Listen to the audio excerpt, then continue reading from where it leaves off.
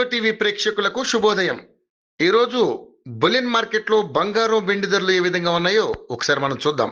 పసిడి ప్రియులకు సడన్ గా షాక్ తగిలింది. బంగారం రేట్లు ఇటీవల భారీగా తగ్గగా ఇప్పుడు మళ్ళీ దేశీయంగా భారీగా పుంజుకున్నాయి. అదే సమయంలో బంగారానికి డిమాండ్ పెరుగుతుంది. దీంతో ఇటువైపు మళ్ళీ పెట్టుబడులు పెరిగి బంగారం ధరలు పెరుగుతుంటాయి. దీంతో బంగారం రేట్లు పెరిగాయి.